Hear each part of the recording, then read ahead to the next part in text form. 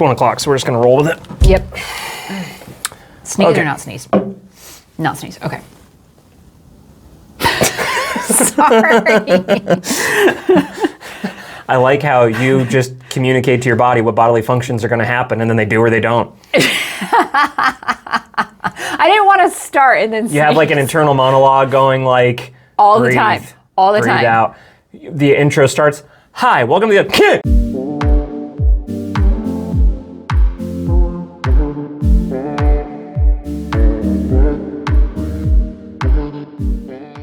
Hey everybody, and welcome to the Other Talking Red podcast. My name is Ryan, and I'm the lead pastor here at Hillsborough Church of the Nazarene.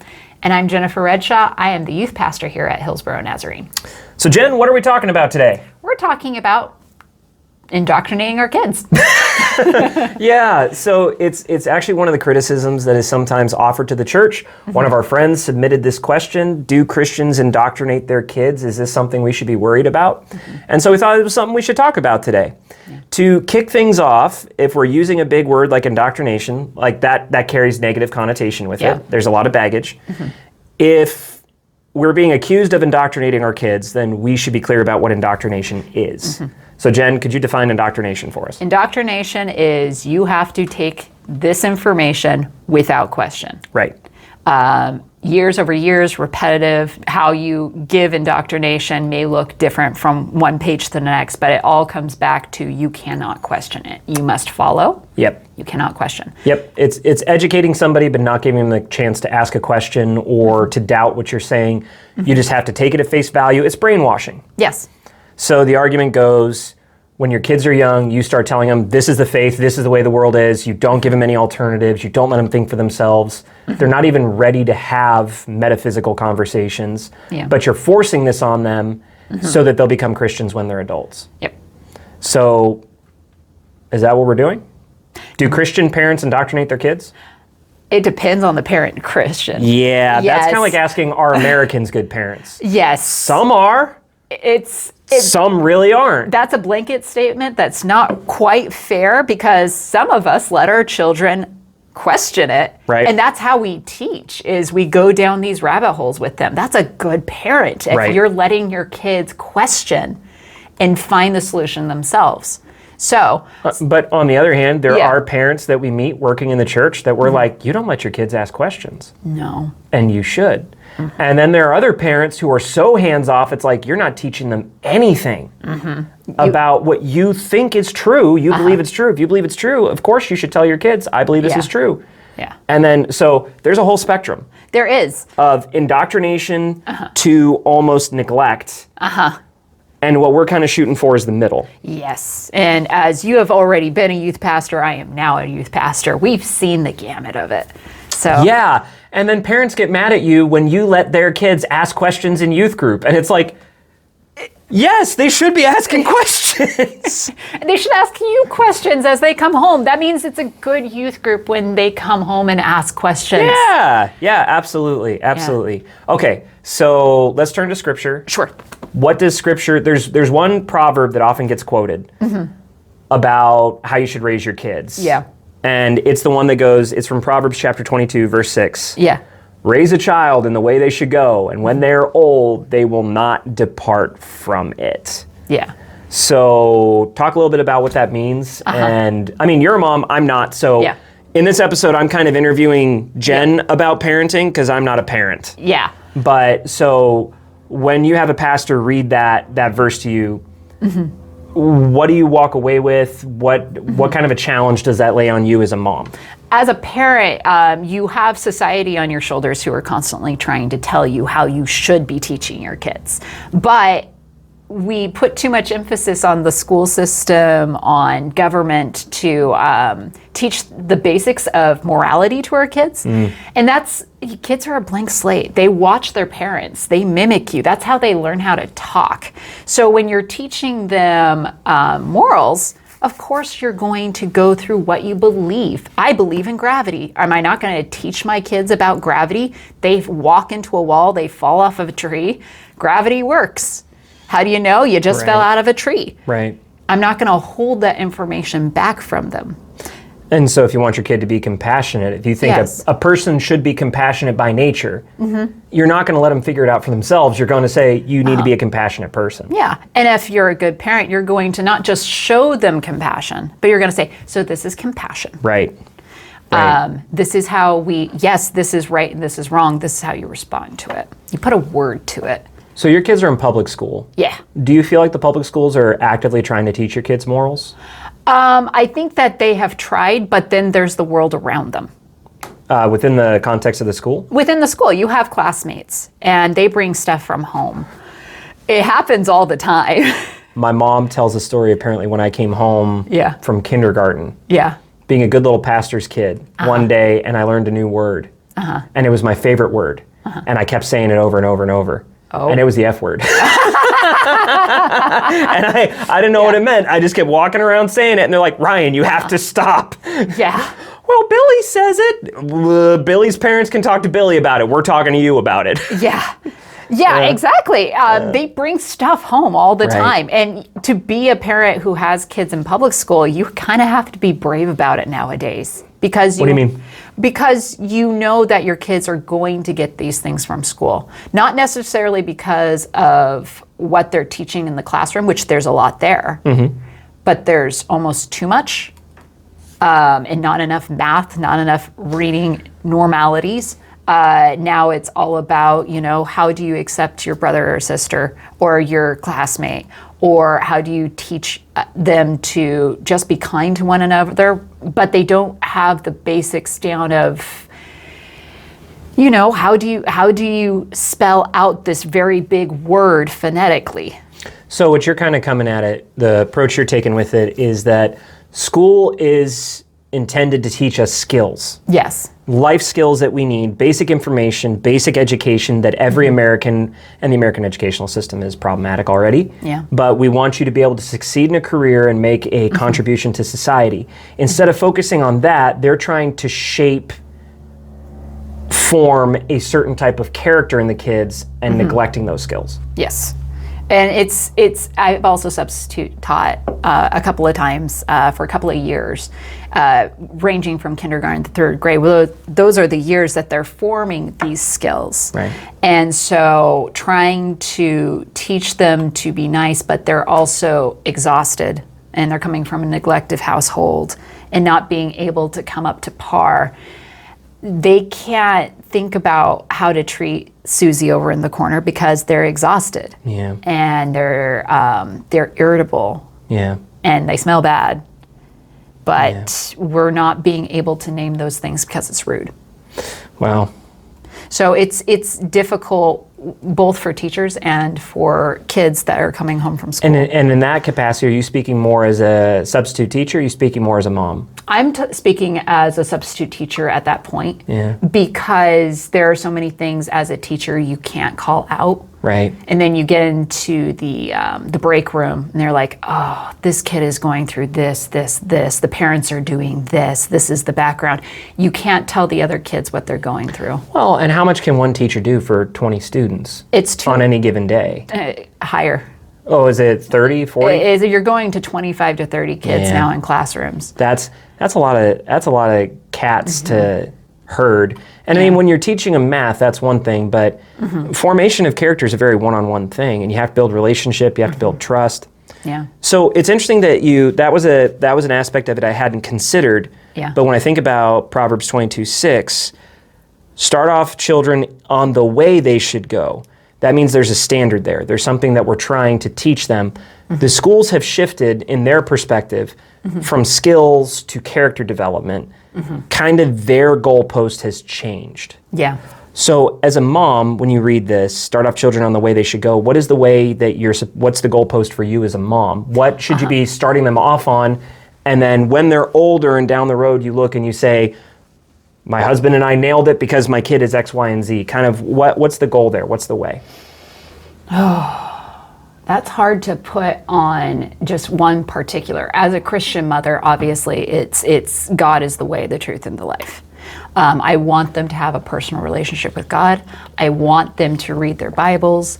I want them to seek that wisdom out, not just from the people around them and their parents, but in the Bible itself, and ask questions. The goalpost of what character I want to see has changed over time, because as I have had toddlers and young elementary, now I have a teenager, the goalpost has changed from if I can get them out of the house and they're not selfish. Yeah. Well, and you're learning as a mom too. Yeah. That's one of the things that when you're a little kid, you assume your parents know what they're doing. Yeah. And they send you to your room and they're like, that's not fair. What you don't see them is in the kitchen putting their head in their hands going, what am I doing? Like, they don't see that part. Yes. Yeah. Marge Simpson with the puffs of hair coming out. Yeah.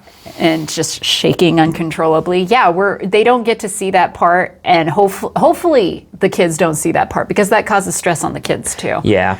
You can't hide everything from them. Sure. But there are some aspects of it that they don't need to see, because they're learning too, and they don't want to be a burden on their parents. They don't want the voice in the back of their head is, don't be a burden, don't be a burden, don't be a burden.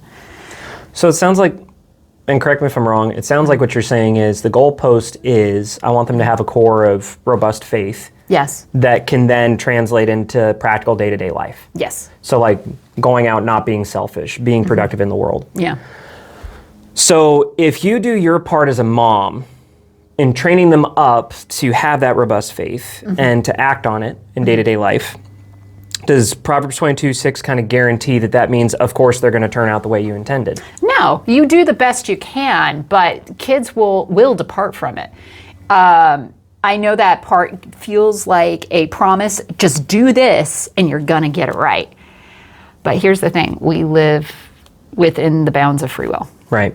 And as I said before, if I can get them out of the house without being selfish, they're going to be selfish. It's going to happen from time to time. They're going to have desires. They're going to have wants that will overcome their self-control. And I can't stop them from that. Right. One of the things that makes me sad within the context of the church. Yeah. And I think it comes from an older time. I think it also comes from parents who maybe did try to indoctrinate their kids, and maybe it worked out for them, and their kids don't question. And then I will say a lot of those kids that get indoctrinated go off to university, and once they go off to university, their faith fails, and then the parents blame the university, and it's like, no, they waited till a very late stage to start asking questions, and then you weren't there to shape them. Yeah. Like that's... But one of the things that bums me out as a pastor is when I do see a parent who did their very best, and they have a kid who's now grown up, and they're not living according to the faith at all. They're living a very, very problematic existence. And then this person in the church looks at them and says, it's a parent's fault, they didn't do their job. For if you raise up a child in the way they should go, when they're old, they will not depart from it. When people say that, they fail to realize the book of Proverbs is not a book of assurances. It's speaking about general wisdom. It's generally true. If you follow this, this will be true. It's desert wisdom. It's the things that it's they generally found true. in the time. Yeah. We have folk sayings too. Yeah. A bird in the hand is worth two in the bush. Yeah. Except for the one time when you make an investment in the stock market and it pays off. It's generally true that it's better to take the cautious thing than to take the risk. Yeah. But sometimes the risk pays off. Sometimes you raise a kid as best as you can, and I think we're becoming more open about it, but it used to be more of a secret in the church. A lot of pastors, district superintendents, even in our church, general superintendents, they have kids that are wild child. Yeah. And the parents did their best, but they went absolutely off the rails at some point. Yeah. If I'm saying that to say, if you're at home and you're struggling with your kid, don't go immediately to the woodshed and start beating yourself up and saying, it's because I'm a bad parent. Yeah. Parenting doesn't come with a manual. You do the best you can do. It doesn't. And with every generation, we are trying to prepare our kids for what we think the future is going to hold. you're going to say, hey, you should get into computers because computers is big now. Computers were big when we were kids. Now AI is taking all those jobs. Exactly. So we're preparing them for the unknown, which is a hard job to do. So when your mom and your grandma come in and said, oh, we just did this to train you guys and you turned out just right, those same principles don't always work. Yeah. Some of the mentalities from it still do. Like the disciplines could still be useful, but you have to look at the context. You don't discipline kids in city the same way you do out in the country. No. But I think going back to the goal is not behaviors. No. The behaviors arise out of the foundation. Yeah. And the foundation for us is trying to instill robust faith in our kids. Yeah. If they have robust faith, then they're going to have to adapt to changing circumstances naturally. Yeah. But hopefully it'll be the best that we can prepare them for that. Yeah. And no matter where that target is later, if your foundation is in Christ, you know that they will always have that in the back of their heads. Hey, I can go back to this. No matter how far they wander. You have kids that they turn 18, they turn 20, they move out of the house, they go do what they want. Yep. They don't talk to you on the phone anymore. They cut ties. But when the world fails them and they realize it's not authentic, all of a sudden you hear that they're going back to Bible studies. They're slowly making it back. They had to hit rock bottom, and that wasn't your fault that they had to hit rock bottom. Another proverb, this isn't a Bible proverb, this is a Ryan Donnelly proverb. Okay. But a proverb I like to tell parents as their kid graduated when I was a youth pastor. And they're going off to school and they're just like, I don't know what's wrong with my kid, Ryan. They talk to me like I'm a moron. And I said, oh, right now, you're the dumbest person in the world. Give it about 18 months. You're gonna become the smartest person in the world because they're gonna go, I don't know how to do my taxes, and they're gonna call you. My car's making this funny noise, and they're gonna call you because they can't just drive it home and hand you the keys. They're out in Iowa now. Yeah. Or they're in a relationship with someone and they just got their heart broken for the first time. They're going to call you. Yeah. Like you're all of a sudden going to become the sage. So just hang in there. Yeah. Yeah. So I like to throw out a couple biblical examples of parents trying their best and their kids not turning out. Yeah. These are not like small names. These are like big names in our faith heritage of parents who tried their best and it didn't pan out. Jacob and his 12 sons. Now, Jacob was a bit of a trickster himself, but his sons ended up becoming killers and adulterers and liars, and that's pretty bad. Eli, who was the priest of Shiloh, who anointed Samuel, had 2 sons. They were supposed to be raised up to become the next judges and priests over all of Israel. They were monsters. Yeah. So then Samuel became the next judge of Israel instead, his kind of adoptive son. Then Samuel had 2 sons, Joel and Abijah, and they were both nightmares, just like Hophni and Phinehas. Yeah. King David had 4 sons that were pretty epic failures. Yeah. Amnon was a rapist. Absalom was a usurper. Adonijah was a usurper. Solomon was basically Las Vegas rolled into a person. Yeah. Right? King Hezekiah, one of the greatest kings in Israel's history. His son, King Manasseh, one of the most violent, horrible kings in Israel's history. King Amaziah, King Uzziah, same thing. Yeah. So it happens. If it can happen to David, it can happen to you. So we just wanted to mention that to encourage parents, because parenting's, I don't know from personal experience, but I imagine it's very hard. You're a good uncle. I'm a good uncle. I try. But so let's go back to Jesus. This is the Other Talking Red podcast. I'd like to talk about just a little bit about what Jesus says about raising kids. Sure. Jesus doesn't preach a lot on parenting. No. One of the things that's kind of surprising for people when they join the faith, if they join later in life, they get the idea based on how pastors preach that basically every week you're coming in to hear a self-help session. Yeah. When you come in to worship to hear a sermon. And of course Jesus talked about this. Why? Because these are the problems I'm facing. Yeah. Jesus spoke about the coming of the kingdom. Yeah. And we kind of have to extract principles to apply them to our problems. But the main thing isn't your problems. So anyways, it's not like Jesus has a book on parenting. No. But there are some lines he says that are relevant, like in Matthew 18, verses 1 through 9. At that time, the disciples came to Jesus and asked, "Who then is the greatest in the kingdom of heaven?" And he called a little child to him and placed the child among them, and he said, "Truly I tell you, unless you change and become like little children. You will never enter the kingdom of heaven. Therefore, whoever takes the lowly position of this child is greatest in the kingdom of heaven. And whoever welcomes one such child in my name welcomes me. So Jesus is teaching on humility. Yeah. And then he has this line that's really important. Yeah. If anyone causes one of these little ones, those who believe in me, to stumble, it would be better for them to have a large millstone hung around their neck and to be drowned in the depths of the sea. Woe to the world because of the things that cause people to stumble. Such things must come, but woe to the person through whom they come. If your hand or your foot causes you to stumble, cut it off and throw it away. It's better to enter life maimed or crippled than to have 2 hands or 2 feet and be thrown into the eternal fire. And if your eye causes you to stumble, gouge it out and throw it away. It is better for you to enter life with 1 eye than to have 2 eyes and be thrown into the fire of hell. Mm-hmm. So what Jesus is saying here, if anyone causes one of these little ones to stumble, it'd be better to have a millstone hung around their neck and be drowned in the sea. Yeah. That's hyperbole, but it's severe. It's a heavy saying. And the way I think it becomes germane to this conversation is Jesus is saying we have a responsibility not only to not get in the way of little ones to cause them to stumble, but to raise them up as best as we can. Yeah. Like if you have the indoctrination side that pushes too hard on, I'm not going to let you ask questions and learn. Mm-hmm. On the neglect side, yeah. If you believe something is true, start teaching it to your kid now. Mm-hmm. But journey with them. Let them have questions. Let them push back. One of the things that was interesting for me coming back from college, being the son of a pastor and studying to become a pastor, was how some of my father's religious views were not matching anymore. Uh-huh. And after about our second fight, we said we should stop fighting about religious stuff. Mm-hmm. Because these aren't core things, these are secondary things that we just disagree on, and that's okay. Mm-hmm. And my dad and I had to have that conversation because it was starting to get brutal. But the responsibility is there. Yeah. The responsibility is there.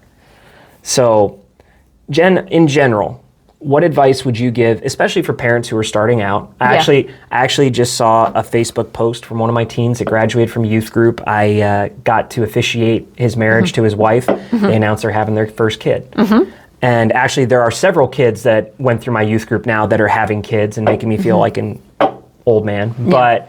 But what advice would you give to new parents who want to raise their kids in the faith? Ooh. One, if you believe it, teach it to them. Talk about it all the time. Make it like your Bible story at the end of the night. Not just picking up your Bible and talking about the stories in here, which is good, but also how it's relevant to you. Like the stories that have happened in your life that help you with your faith. Mm-hmm. Because that's going to speak more to their situation than, Middle East wisdom from Proverbs. When it's divorced and left in the Middle East from 2,000 years ago, absolutely. Exactly. Now, if you have biblical scripture that's helped you, you need to bring that in because that's going to help them make those connections. Right. So that would be my first advice. My second, and they don't talk about this in chapter 18, this is something you have to know. People back then didn't necessarily love their children. People today don't necessarily love their children. Yes. But yeah. We assume in American mindset that, of course, you're going to love your kid. They come into the world. It's 50% you and 50% of your spouse. Which ironically comes from Christianity. Yes. Because most of the Eastern world, you weren't valuable till you hit adolescence. Exactly. When you brought honor to your parents, when you could brought work, value. when you could have kids, when you could make an economic contribution to the family. Yes. Now you're fully human. So my second thing is love your kids. Yeah. Make time for them. Yeah. Sacrifice for them. It doesn't mean spoil them rotten. That doesn't mean, don't make them work because, that was such a burden for me growing up. When you love your kids, you give them a good gift. I still remember, I'm 37 years old. I'm going to be coming up on 38 in a couple months. Yeah. I still remember when I was 4 years old, my dad took one day every week. He was a busy pastor, but he took one day every week for when I was 4. He'd come home early from work, he'd pick me up, and he'd take me to the arcade. And he'd take me to go play arcade games or play a little mini golf. He did that. I was 4 years old. 33 years later, I remember. Yeah. I remember that my dad made time for me. He never missed a graduation. He came to my basketball games, my drama shows. He was very busy, but he made time for me. Yeah. That's great advice. Yeah. It's hard to make time. As a parent, it's hard to make time. When I'm doing school at the same time, we're on vacation, it's like, okay, I'm putting this aside. We're going to the beach for 2 hours. You're getting your wiggles out. We're making those memories. This week, I'm going to give up going to basketball. I really want to go. Yeah. But we're going to go on a family bike ride. Yeah. And make sure that you guys see the sunset, which it was beautiful on Wednesday. Have the wind in your face, the warmth from the concrete, and it was in the evening. So it was a cool experience that if we don't make time for it, they're never going to experience. You won't regret. You won't regret the time you spent with your kids. You'll regret the things that you decided to do instead. Yeah. And so that selfishness that, we have as parents will pass on to them. Yeah. So that's how you make that happen. Make it important and make it habit. So make faith an open and ongoing conversation. Yeah. Make time for your kids. Yeah. Anything else you'd offer? I remember you said earlier, be an example. Be an example. Like, don't say one of the worst things I hear from some of the kids who are raised in the church and end up going absolutely insane second they're on their own. When you ask them why, your grandmama or your dad raised you different than this. Yeah, but did you know what my dad was like behind closed doors? Do you know the person he was? He was one of the biggest hypocrites I've ever seen. He would tell me not to lie. He would lie through his teeth. He would tell me not to get drunk. He'd have a six-pack every night when he got... He was such a lying piece, and then they go off, and it's like... And that's what your faith teaches. Yeah. It teaches people to be two-faced. Yeah. Yeah. So being authentic around your kids is important as well. Yeah, you actually have to be following Jesus yourself You do. before you can teach someone else. Yeah, it doesn't mean that you have to, airing of grievances, you are really ticking me off, little man. But you do. Do you celebrate Festivus instead of Christmas each year? Like the rest of us. Like the rest of us. No, but... Now the feats of strength? Yeah. For those who don't know the reference, Seinfeld. Yeah, you should look it up. It's great. It's pretty funny. George's dad didn't want Christmas. He wanted a holiday. And he invented one called Festivus. Yes, it's great. So I would say those are my three things. So being authentic, love your kids, show them in Scripture, be authentic. Yeah. Yeah. Yeah. And as a parent, how do you know if you're towing the line with indoctrination? Because there's some parents who are like, I'm doing my best, but how do I know if this is indoctrination or if this is education? Ooh. What are there any warning signs you've had that you're like, maybe I'm being a little too heavy-handed? I was really worried when it came to Santa Claus. That's not in the Bible. No, it's not. But it felt okay. So I guess this needs a little back. I'd say we need story time. You need some context with that. So we thought that teaching our kids that Santa Claus wasn't real from the get-go was the best thing to do because we are going to be honest. You didn't want to lie. We didn't want to lie to our kid, and we didn't want them to one day think, okay, well, Santa Claus wasn't real. Why then is God real? Yeah. Because it becomes a slippery slope when you have those things. But it kind of hit us in the face when Gwen came home from school and she says, Santa Claus is real. He wrote a letter back to me, Mom. Oh, no. And so I'm like, all right, kid. Because I'm like, all right, did I indoctrinate too far in the other direction?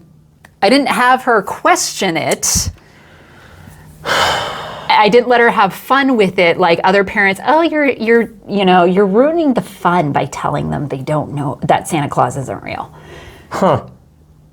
Is this a weird example? No, it's just Okay. I'm thinking about how my parents handled that. Okay. And the way my parents from the time, because like, I don't know who they invited to come over, but I remember one time in New York, they invited a friend to come over dressed up as Santa Claus to bring us gifts. But the thing my parents taught me when I was little was that Santa Claus was a real person who lived a long time ago, St. Nicholas. Sure. Who brought presents to children, but he was human, he's passed away, and now he has friends over time who kind of help keep the Christmas spirit alive. And so this guy dressing up as Santa, it's a guy dressing up as Santa. Yeah. But we call him Santa, and he's Santa's friend, and he's Santa's helper. And so there were helpers running around. My parents never told me Santa's this magic guy who comes and drops. Never the case. Okay. But they would sign packages from Santa. Oh, okay. Because it was the spirit of the holiday they were trying to teach. That's a good way of doing it. They found a good middle ground. That's a good middle ground. So I guess, there's times where you find as a Christian parent, as you're trying to right wrongs, that sometimes it gets a little heavy-handed. hopefully by the time they're 10 or 12, you take those gloves off and you have a frank conversation, and not just once, but multiple times, to correct those errors and let them question and let them explore. Yeah, and I'm going to offer this as a former youth pastor, not as a dad. Sure. I've worked with a lot of kids, I've worked with a lot of teenagers. And the thing I've seen with parents, because it's honestly been a frustration for me when I catch a parent indoctrinating their kid, and I can sit there and I can look at them and I can tell you this isn't going to last. They're not going to stick with it, and when they start doubting, they're not only going to doubt the teaching you've handed on to them, they're going to doubt you and your integrity and whether the other things you've said should be trusted and not questioned. One of the things I would encourage parents is taste your words. When your child asks you a question, are you engaging with them? Or are you just, I think there's some parents who just shut it down because they're annoyed. Don't get me wrong. There are some questions that I don't engage in a long theological discussion with a child about. When my niece called up and said, Uncle Rai Rai, is there a spider heaven? What? Is there a heaven for spiders? And my sister's like there on the phone going, wanting me to say yes. I'm like, I'm not going to lie to the kid. Well, honey, the Bible doesn't really address that. Because that would be awkward if there was a spider heaven and not a fly heaven, and they went to the same heaven. Because then, like, the spiders would be there with the flies they had eaten. I think there's a fly heaven too. And I'm like, okay, honey, like that's not long drawn out. Now, if she said that to me and she was 22, I'd be like, girl. But when she's 4, you know. But there are some discussions that I do see parents, they shut it down before it even gets started. And they say, this is the way it is. And it's like, missed opportunity. Engage with them. Taste your words. Am I trying to get out of an awkward conversation? Am I not wanting them to consider alternatives because then they might end up believing something differently than I do? And I'm not talking core things. I'm talking like secondary things. I'm thinking back to the arguments I got in with my dad about theology when I was 21. You know, secondary things. I think you need to taste your words and engage them. Don't try and shut. If you ever say because I said so and they're not to, that's where I'm like, you might be towing the line of indoctrination. There's a second one on top of that. I think it was more so for our parents' generation than ours, that parents didn't know per se. It was church tradition. Oh, that's true. And there are some things we're probably more educated about just because of the availability of digital resources they didn't have. We can look up a Google and hopefully look up a Google. We can Google. Now you sound like our parents. Yes, I do. You can look something up and get answers quite quickly. But sometimes that isn't the right one. And the way we need discernment and the role of the parent then is to say, and check your sources. Just because Google AI says it doesn't mean it's correct. Agreed. Or like the siren song for us, just because Wikipedia says it. So as parents, when they come up with a question that they ask us that we don't know the answer to, hey, can I check back with you guys on this? Can we talk about this later? Not because it's a bad question. It's just I need a few minutes. I don't know how I feel about that. If you don't want to, if you still want to be the all-knowing parent, I need a few minutes to think about that. But you should be able to tell your kids, I don't know. Give me a few. Yeah, like using Christmas as an example. Wasn't Jesus born in the spring? Yes. So why do we celebrate Christmas on December 25th? I'm going to look that up and get back to you. Not a bad answer. Not a bad answer. Versus saying, oh, the people who say he was born in the spring were wrong. I mean, the authors of the Bible? But mama said, but mama was wrong. Mama's wrong again. Alligators is ornery because of the medulla oblongata. Yeah, sorry, Waterboy. Medulla oblongata. Yeah. Such a nerd. Oh man. And if you ever want to figure out what generation we're from, just get us going on Adam Sandler movies. Yeah.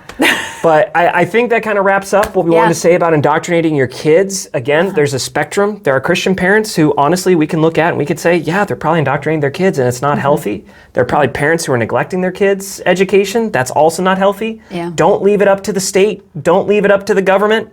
Don't leave it up to Your pastor. Not just your pastor. No, Yeah. we're like, as a youth pastor, one thing I used to say is, I'm not here to raise your kid. I'm here to help you raise your kid. So try to find that middle ground where you're engaging in conversation, you're encouraging curiosity, but you're also staying true to your convictions and what you believe is true. Yeah, that's pretty good. Yeah. So I think that does it for this episode of the Other Talking Red podcast. We would like to thank everyone for joining us. If you do have any questions you'd like us to consider in a future episode, please include it in the comment section below or email it to this email address, which we're putting on the screen right now. And so from us here at the Other Talking Red podcast, I'm Ryan. Thanks for watching. Bye-bye. Have a good day.